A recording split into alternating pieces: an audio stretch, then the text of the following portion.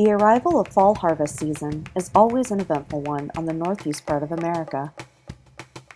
Many flock to the nearest orchards and local farms in hope of filling up with plenty of great stuff, straight from bounty to bag.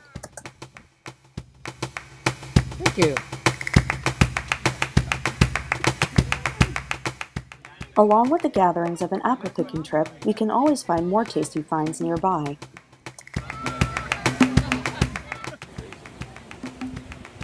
Apples. Ice cream. Which would you choose?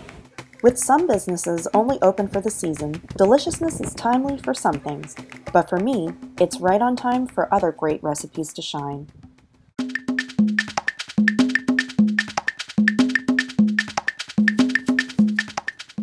Start by peeling 4 to 5 pounds of apples.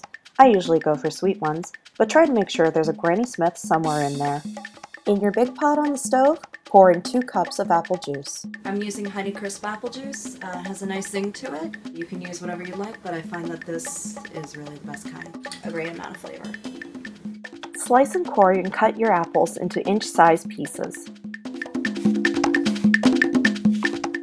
And when they're ready, just place them on inside the pot to rest in the juice.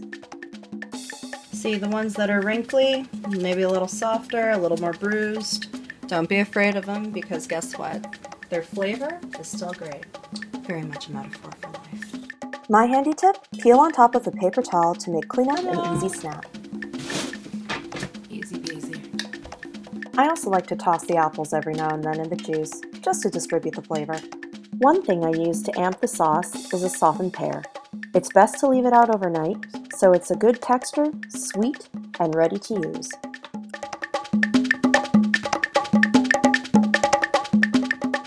Slice 1 fresh lemon and juice it right over your chopped fruit. I'm gonna add a little plum juice. The kid-friendly version has juice, but for adults, it's wine and liqueur. Add in 1½ teaspoons of ground cinnamon and ½ cup of raw honey for a good floral sweetness. Toss your ingredients together and then set your burner to high until it all comes to a boil. After your sauce is boiled for about 5 minutes, reduce the heat to low and gradually start mashing your fruit. Let the sauce simmer for about 20 minutes and then let it cool before serving. Sometimes you get the applesauce and it's all like baby foodish. And this is not. It's good. It's more like apple pie filling. Very chunky, so full with lots of big pieces of apples. It is applesauce. Yes. It's good. I'm very convinced. I'm gonna have this for breakfast in the morning. Apple picking is great, but there's one other place nearby to me that has many of my favorite comforts and definitely does them all well. Brooklyn, New York. That's very impressive looking when you do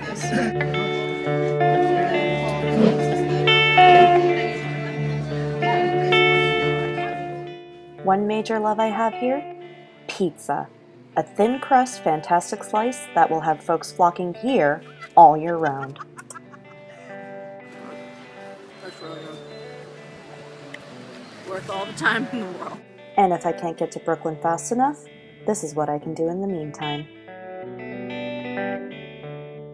Let's get ready to make some pizza dough. Start with 3 cups of all-purpose flour and 1/4 teaspoon of dried yeast. Normally people would let the yeast settle with the water before they put their dough together, but with this special recipe, this won't require any kneading on our part, so we're just going to apply the yeast directly in with everything else. Our flavor, so we're going to get some salt. Just a teaspoon of kosher salt and mix all your dry ingredients on a low setting. So now what we're going to do is we're just going to add our water and let the good times roll. Add 1.5 cups of water slowly and scrape down any ingredients that push up the sides of the bowl. Mix it all together on a low setting until the dough becomes ridiculously sticky. Now we're going to oil up our pan so it can rest nicely tonight.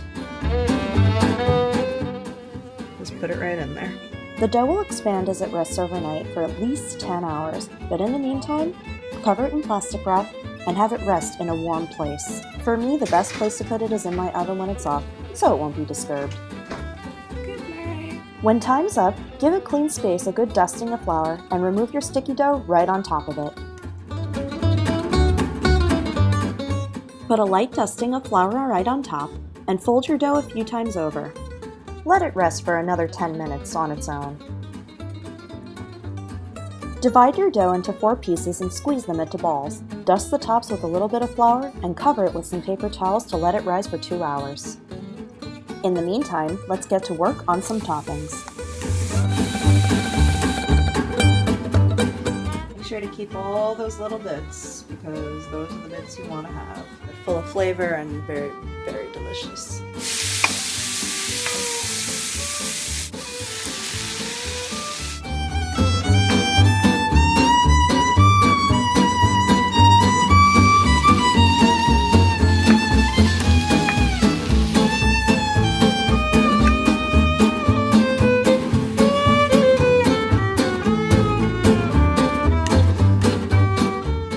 When the dough's risen, shape it into any form you'd like for your pizza. Preheat your oven to 450 degrees, add on toppings with a little bit of olive oil, and put them to cook for 15 to 20 minutes.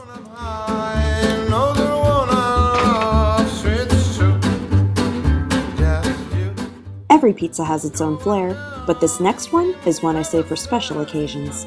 Mushroom and truffle oil pizza with caramelized onions and mozzarella.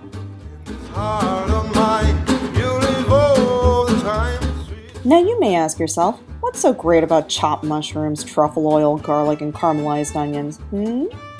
Well, for us, it's because one of these gets to be on top. If you've not ever cracked an egg over your pizza, I highly recommend it.